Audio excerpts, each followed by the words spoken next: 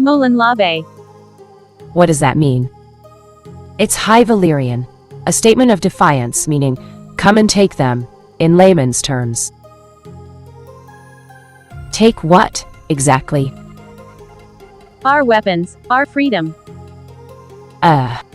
Future scene. Darken the skies. Conflict was coming. Naruto could see it in every face they passed, hear it in every whisper as they descended into the depths. It wasn't paranoia, though some may have styled it as such, but rather the simple truth. War was on the horizon. But none of that mattered now. Is this truly wise? Alicent exclaimed from what she heard from her beloved. Naruto grinned a little and gave her a nudge. You're mad. Alicent balked at him.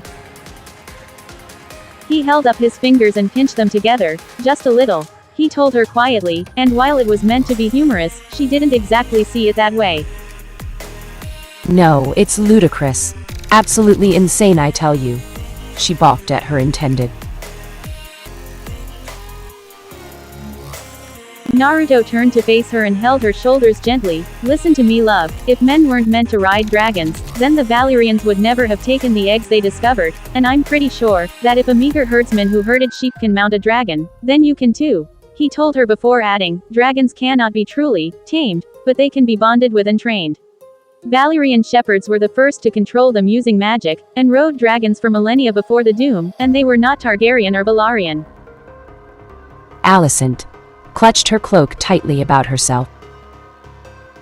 And what happens if none of the dragons bond to me? What then? She asked, raising a brow. Then I'll get you an egg from the vault. He responded, oh so sweetly. Don't worry not, you'll be fine. Alicent huffed as she crossed both arms beneath her bosom. Fine, but if I die, then I am going to haunt you for the remainder of your days, after I haunt Rhaenyra first for being a lousy friend. She told him with a pointed look towards him as she poked him in the chest several times for good measure. This only caused the Crown Prince to laugh. He'd take it? When she dithered, he gave her another gentle nudge to spur her on, and then they were off, descending into the dragon pit together. You see, he'd taken it into his head to give her a dragon. And not just any one dragon. If he was able to get the grumpy lump of scales up and moving, he was sure he'd love Alicent. They were so alike it was almost comical. He sure was a timid beast when out of the pit, but when around those he trusted, he was as wily as they came. He was also the fastest of the dragons that the Targaryens possessed. Faster than even Meleys when it came to sheer speed. After all, he was just as old, if not older than, the she-dragon, yet he gave as good as he got when it came to the things he wanted to do. If he could but make them meet. Perhaps if he pulled this off, so too could he make a miracle with Rhaenyra. How little he knew. While Naruto and Alicent were up to the dragon pit, Rhaenyra was elsewhere in the keep. Her anger toward the duo had reached an all-time high, and even now her thoughts went towards him in the hopes that by doing this she would get him to notice her. That he would finally look her way and realize the error of her ways. Cole wasn't much to look at in all things, considering that Naruto was a much more enticing specimen to look upon. Hell, even that portion was smaller than Naruto, and having fantasized it many times, she could say that the Kingsguard didn't stack up to her expectations in the bed. He was a pitiful lover and didn't really leave her satisfied despite having climaxed twice before the night. Now, that wasn't to say that Cole was a terrible lover, he was quite gentle with her. But she was just hoping for more. Everything.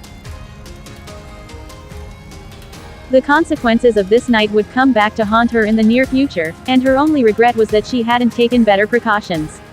Despite it being safe for her, there was always the danger of her being found out and potentially exiled from the house and her inheritance as Naruto's one true bride. Cole pulled himself up off her as he smirked. So, how was that? He asked her. She wouldn't answer the man's Ponce question with what she truly desired to speak, but she was honest nevertheless. I cannot say, you are the first I have ever brought to my chambers in such a fashion, she told him. Well, maybe another round would suffice to change your mind, he questioned. Or get the both of us caught, you beheaded, and me banished from my home. Get out before you are spotted. I will take care of the cleanup here, she told him as she pushed him off and quickly began to dress herself. Gods, she was sore. Fine, fine. Leave me to the wolves. Why don't you? He grumbled. She was still caught up on her pompous Prince Charming. He'd change that soon. Naruto smiled as he looked at the keepers. Alicent didn't miss the questing looks they sent her way. One of them stepped forward as per custom and spoke to the prince. "Fair day, my lord. What can we do for your excellency?" he asked cordially. "I intend to take my intended to the depths of the pit. I need to see her before I depart for some business," he told him, drawing a look from Alicent. "What business?" she said to him before the keeper could speak. "This is the first I have heard such things." It's between me and your father, love. It's not like I'm leaving the kingdom for extended periods of time, he told her, calming her racing heart. Before she could ask otherwise, he looked back to the keeper. "Take us down," he commanded the man. The keeper's eyes were wide in shock. Surely your excellency would prefer a much more gentle beast than that one. She doesn't come out unless she wishes to sun herself in the open. She'd kill her as soon as she laid eyes upon her. He told the prince, by the seven themselves, she has only come out one time in the last 20 years, and that was when you were born, my prince. Surely you realize the danger your lady will be in. There will be not anger. Not with me there, he told him. Now take us down. That is an order. "Yes, your excellency," the man stuttered. "Naruto, which dragon are you introducing me to?" she asked slowly. You'll see, he said calmly as he looked ahead, following in silence as he held Alicent close as they followed down the steps. Will you at least tell me this dragon's name? She questioned. When we get to her, he said quietly. Oh dear gods, which manner of dragon was he intending to bring her to?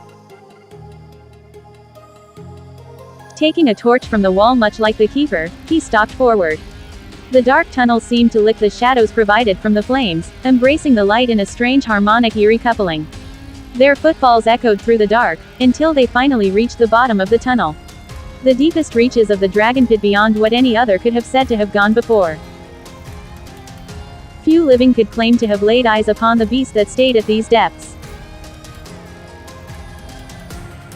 The keeper stood outside of the cavern entrance, staying outside the cut door in the stone. I know you plan on entering regardless, your excellency, but please, don't bring her further than need be. You can still turn back before it is too late, he urged silently, so as to not wake the beast within. Never such a monster should be provoked. That is why I am going in first, he responded before he turned to Alicent. When you hear me call your name you may enter, but move slowly, do you understand? She dared a nod.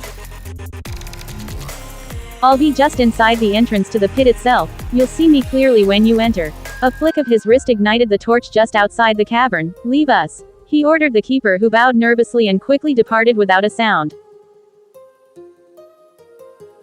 Naruto inhaled deeply and went to enter, only for Alicent to grab his arm. Naruto, please, you don't have to get me a specific dragon, she told her beloved. It's enough that you broke custom and brought me here in the first place. You needn't risk your life. I know, but this is the one I know will love you more than any other, he told her. I can feel it in my bones. I have to do this for you, so that we need not grow apart. Alicent shook her head. And what makes you so certain that this dragon will accept me? She questioned.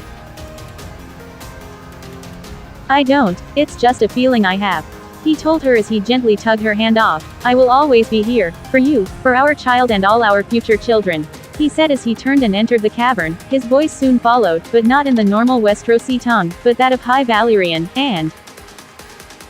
Wait. That was he. Was that insufferable oath singing? Now of all times? Drakari Pykiros. Alicent sighed as she placed a hand to her forehead. Of course he was. For some ungodly reason, everything loved hearing when Naruto sang. Man, woman, child, old, young, even beasts enjoyed his melodic voice, and dragons were certainly no exception to this. Supposedly Vermithor in particular had a special love for his singing, much like Silverwing did whenever he visited Dragonstone. Even Cyrax enjoyed it when Naruto sang to her. Hells, the young hatchlings liked to flock him when he sang in the dragon pit, with a couple of the elders poking out to sing their own songs. Chikumo Gemiros. Her lover sang softly before his voice faded away. Naruto's voice echoed with each step as he delved deeper and deeper into the cave of the dragon he wished to garner for his beloved. A stairway in the darkness loomed before him as he continued to sing out to the beast. He could hear her muffled breaths, his small minute movements as her scales raked across the stone of the cavern basin. Yn Lantis Bartasa, Salat Beatus, he sang as he slowly climbed the steps to a flat altar-like base within the depths of the dark cave, the flames from the torches illuminating his figure and none else. Hen Nua Eleni, Persisi Vestredis, Se Gelen Iridox, he continued, but came to a stop upon hearing muffled groans from the beast, the warbling of her throat as she allowed him to know she was awake and listening to his song. Anagros, he sung as he stopped, slowly placing the torch upon the ground at his feet. Her lowly warbles were higher in pitch as she gained his scent, that of her father's own off of him. A welcome smell of one whom she had clambered out of her hole to cry a welcome towards 2 decades ago. Per zero Udranussi. Deep snorts and grunts of pleasure filled the air as both man and beast felt ease between one another, her approach giving Naruto pause in his singing for a moment, as her warbled grunts drew ever nearer. Izumtos Liha Si, Harosalatagan, he sang, and then the darkness was banished by a snarl and rush of flame as the dragon within unleashed her fire. A blazing siler white inferno that melted the stones above and granted more light to their dark surroundings. And still, he continued to sing, allowing her to surround the both of them in glorious light and fire as she joined him in song. Ayat Beaten, he spoke softly as the she-dragon stopped roaring and looked down upon him, the glowing rocks above illuminating the beautiful creature he had called forth with his voice. Hey Merit Giruli, he sung as she loomed over him, soft trills as she approached, a soft keen pouring from her maw, urging him to continue his beautiful song. Say Heros Bartasi, Prumis Asobali, he sang softly as she gave a low growl to him, preening upon his lovely vocals. Gevi Dari, he finished on a soft note as she placed her head down upon the stone, her blue eye gazing down upon him as he placed the back of his hand under her snout. Having never met this dragon unlike the others in the upper caverns, this dragon was unique among all others. Alicent, you can enter, he called out boldly and loudly enough for her to hear his words. Gathering her courage, she did just that. Her soft shoes scuffed softly across the stones as she entered the cavern while Naruto held the beast's gaze. Hearing her soft footsteps as she drew near, he shushed the dragon gently as she tried to draw away, and pulled back slightly into the dark, her silhouette being all he could really see. But looking down, he could also see the telltale glimmer of a familiar group of objects. It made sense why she was so shy. They had never hatched after so many decades. She was still waiting for her rider to birth them with her. 0.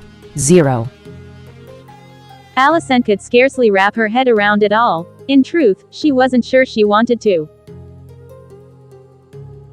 Down she went, following her fiancé down into the crypt that held what would hopefully be her own dragon. There he stood, at the edge of the dais, a torch burning on the ground as he gazed ahead, and then... A dark shape reared out of the gloom. Alicent jolted. Gods be good. But there were no gods here, only the might of dragons.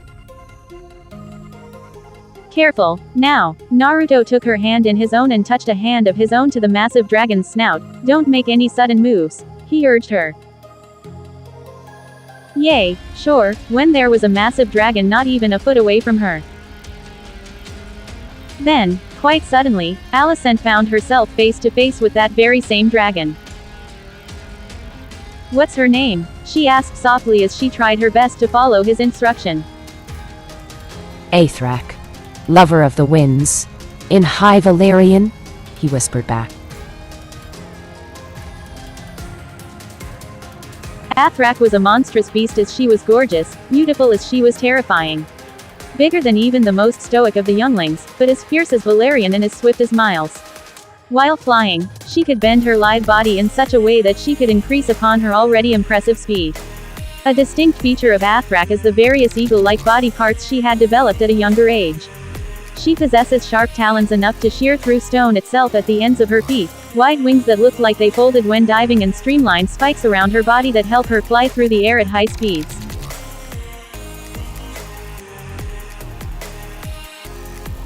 Aethrak is noticeably larger than males in Vermithor, and is currently the largest of any dragon after Vhagar. Most of her scales are white, shadowing black ones that run down her back and neck, with a few navy gray-colored scales on the underside of her neck and tail. Her wings and frills are white-black mix, down to the wing bones, which are black. Many of the scales on Aethrak's dorsal side, and most of those along her frills, are dark to the point of being almost black, while her neck is striped with bright silver and black frills. Her eyes are blue. When laying down, her head is comparable to that of a carriage, and easily matches it in size, if not being slightly bigger. Aethrak lived up to her namesake, lover of the winds, and while not so large as her lover's own Black Dread, she was still quite impressive, and oh dear, here she came. Alicent absolutely froze as the massive female dragon approached her. A low growl rumbled in the dark. It rattled her very bones. This close, she could smell the scent of fire and brimstone, but also another, fainter scent. What was that? She's protecting her eggs. Naruto warned her. Don't upset her. Alicent would have guffawed if she weren't so terrified. Don't upset her, he said. It was a little late for that. Aethrak would gobble her up in a single bite and there would be naught she could do. This time she did laugh, almost hysterically. Are you going to eat me, then? She demanded of the beast. Aethrak didn't budge. To hell's with it. She only had her life to lose. Baby, notwithstanding that major fact. Naruto would have Rhaenyra if that did occur. Even if she died, here and now, the two would have someone to support them.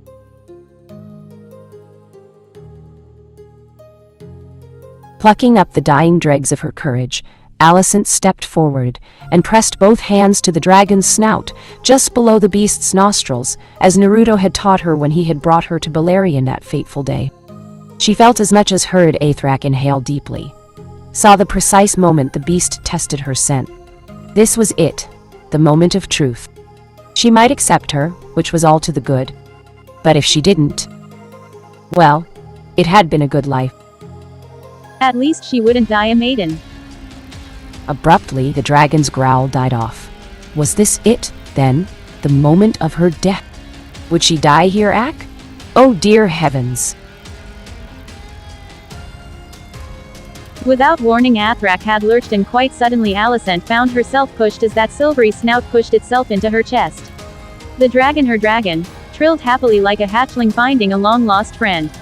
No fire came, no blood, only the faint musty smell of the beast currently nuzzling her.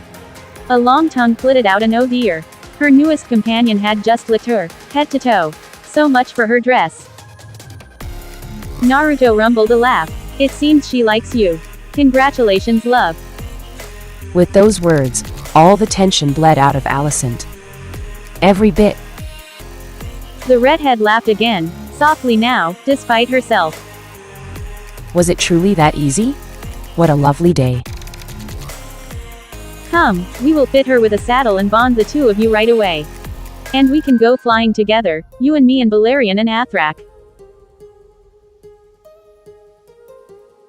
Upon entering the Red Keep, both Naruto and Alicent were welcomed to the sight of a massive feast and banquet that had literally come from nowhere. He could see his uncle mingling through the crowd. He had a cup of wine in hand, and he was being quite boisterous about something. Naruto had to blink to make sure he wasn't seeing things. What the fuck?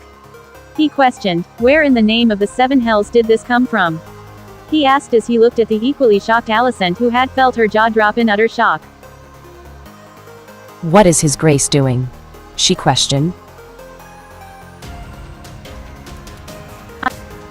I have no clue, but I am about to go see if I can settle him, he said as he pushed forward through the crowd, excusing himself through the noblemen and women alike, with a few peasants carrying trays of the best prepared food in the Seven Kingdoms had to offer.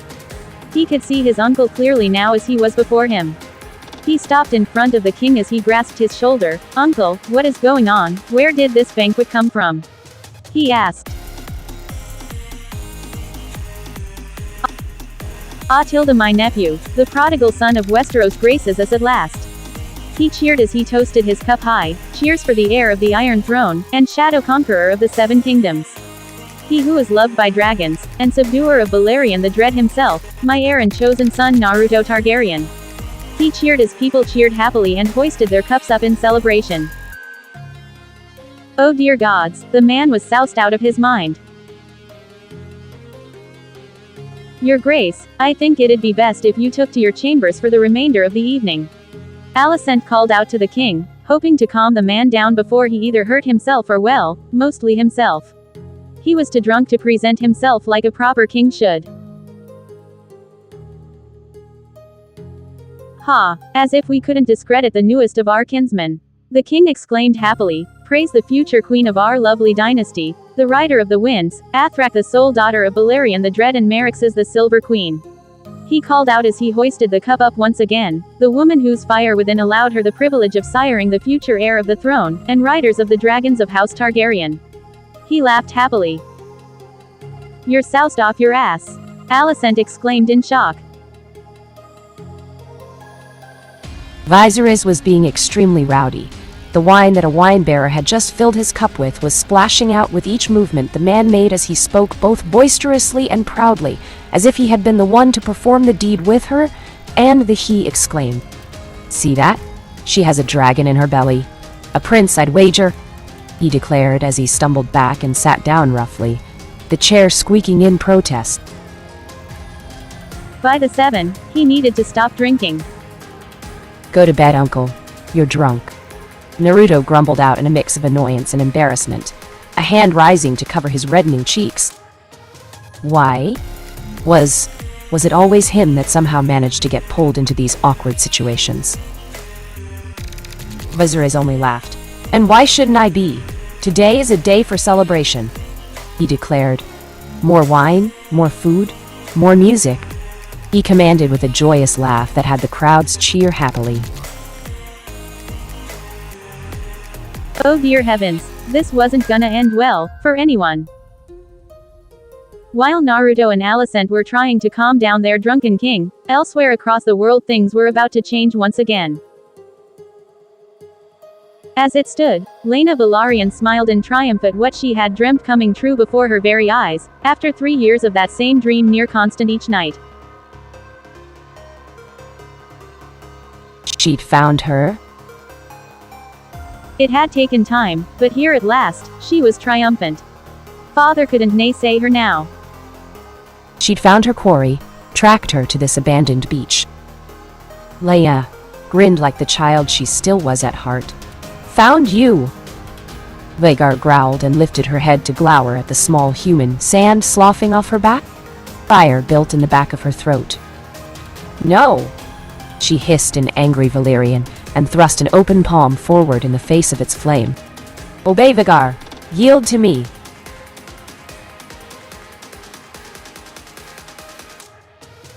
A low grumble sounded from the massive she-dragon, but she pulled back at the sharp words of the child. The flames within her maw dying down, while the flames licking up her throat were swallowed without hesitation. Rhaena didn't hesitate to walk over to the ropes laid across her massive bulk, and grabbed a hold of one, watching Vhagar intently. The she-dragon watching silently to see her intent to mount her. The Eldworm silently praised her for her sheer ferocity to dare speak down. Air up to her, so she would allow the attempt. If she failed to mount the saddle of Visenya, she would fall, and she would die, and she would return to her slumber and await Balerion's call. His once weak flame had ignited into the raging inferno like that of his youth. Her clutch brother was simply waiting for the right time to call out to her. Who knew? Rhaena took the settling of Vhagar's consent, and grabbed a rope that led up to the saddle upon her back, and so began the first of many climbs.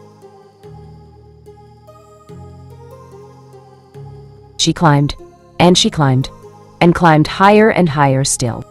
The length was quite ridiculous, to be quite frank. Why hadn't she simply walked up the back of her wing, or up across the body? Aha! With the exhalation of exhaustion-filled relief, she clambered into the saddle, Vhagar watching her silently as she did so. Massive wings pulled in, readying to pass off the ground, sand billowing from the movement. Rhaena licked her dry lips as she looked at the ropes strung to the saddle and slowly unwound them from the handles in place. The massive length of rope wound down around Vhagar's neck, and Rhaena swallowed the lump in her throat as she prepared for what could either be the greatest moment in her life or the end of it. Fly, Rhaena commanded boldly. Vhagar warbled a response as she turned to the human upon her back, sounding curious if the child truly wished to take the skies. Obey me, Vhagar. She commanded. Fly, she ordered the dragon.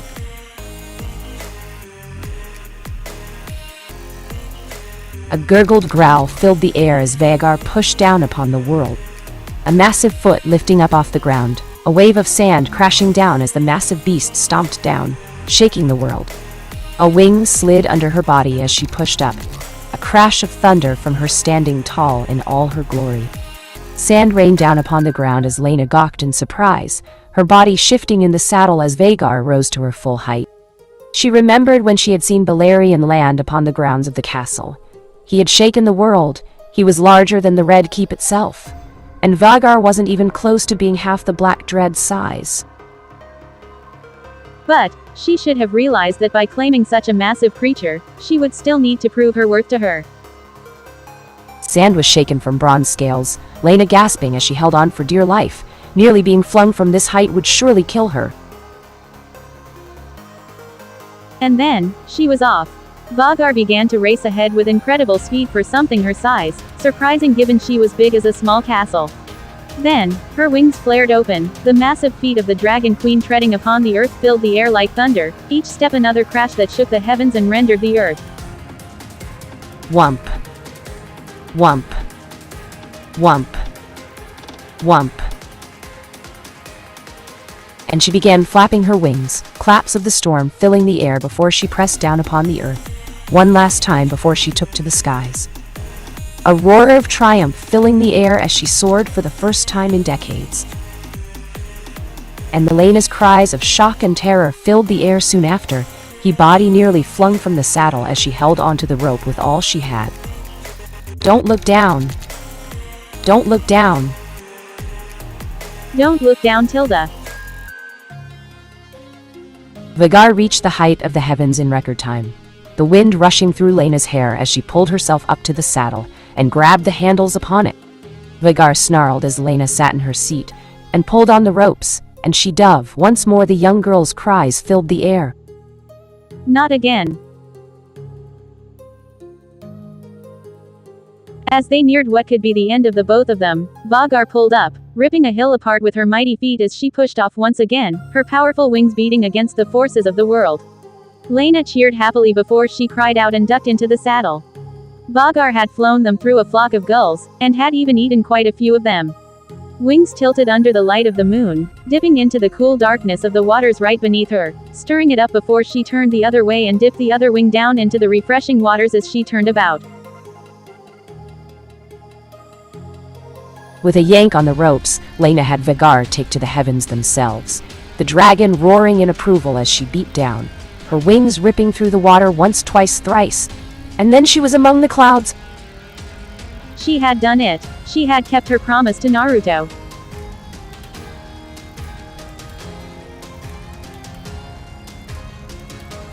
Oh, she could wait to see the look of surprise on his roared Tilda. Rhaena cried out as the world shuddered under the roar of another dragon. Vhagar roared in response as the Dragon Queen turned about, and Rhaena looked up in shock to see the massive form of Balerion himself, flying next to a white dragon almost as large as Vhagar. And upon both those dragons were people. Rhaena cried out as she waved to the massive beast's rider, a gesture which was reciprocated as Rhaena steered Vhagar back around to join her brother and this unknown white dragon. The trio of massive dragons soaring across the heavens is elegant as any sight one could dream up. Landing, the trio of dragons lay down so as to allow their riders to climb off, and Rhaena rushed over when she realized her cousin was legitimately there to witness her claiming her dragon. Looking upon Balerion now, and gazing at Vhagar, the girl realized that even with her immense size, she was far out of her league compared to the dread. Simply put, Balerion could bite down and rip Vhagar in half without question, and this other dragon that flew with Balerion wasn't ridden by another Targaryen, but by Alicent herself made the young girl excited to know that another rider had been added to their numbers. Naruto looked upon Vhagar in just as much awe as he would Balerion, his hand running across the preening she-dragon's snout as Athrak nudged the other female in affection, showing that despite not being Vhagar's hatchling, we're both close with one another. Rhaena looked at Naruto and Alicent in slight confusion, but her curiosity held much of it at bay as she simply decided to ask him, "Tell me cousin, what has brought you here to the other side of the world?" As she placed a hand upon her hip. "I am here to end a war." Naruto's tone said it all, with Balerion and Athrak in the fight. "We could pull the crab feeder from his lair and end this farce once and for all." "The stepstones are in that direction last I checked cousin," Rhaena stated as she pointed towards where her father and Uncle Daemon were battling the forces of the crab feeder even now. "I know, but I couldn't help but notice Vhagar in flight, and I had to see what had caused her to fly so strangely," he hummed as he looked to Alicent, who was giggling to herself as Rhaena blushed in embarrassment. "I just claimed Vhagar, you oaf," she said as she began to lay into the larger male, using her fists in the only way she knew would stop his tasteless humor. Meaning that she began to punch him in the shoulder repeatedly. Naruto still laughed as she laid into him, but when he did calm down he looked to Rhaena happily. "Well, I for one, am glad someone as kind as you could have claimed Vhagar as their mount, congratulations." "Thank you," she said before motioning to Alicent, "and what's her reason for being out here?" she questioned. Bonding her to Athrak happened only a couple hours ago. "I wanted to fly over and check in on my father before heading back to make sure that Uncle Viserys didn't wake up with that bad of a hangover," he answered honestly. "And what has happened to King Viserys that has gotten him to act so strange?" "You'll find out, I'm sure," Naruto said with a shrug. "Is it due to how Alicent managed to claim her dragon?" "Something like that." "That's not an answer, Naruto," Rhaena scowled. "I know, but I need to return Alicent back home before Otto sends out all the dragon riders to find her. And then I need to speak with him about something," he sighed. He was not looking forward to this discussion. "Well, it was nice seeing you again, cousin," Rhaena said happily as both her cousin and friend departed. He failed to notice the last, longing look she sent his way. War was ugly. It was an unfortunate fact of life, one that often made Daemon despair. The war in the Stepstones had been going poorly. He didn't deny that much. But now it seemed things would soon turn in their favor. Daemon read the letter he'd been given. And he began to laugh. Loudly. He briefly considered burning it, but thought better of it, if only to see the look on Lord Curly's face.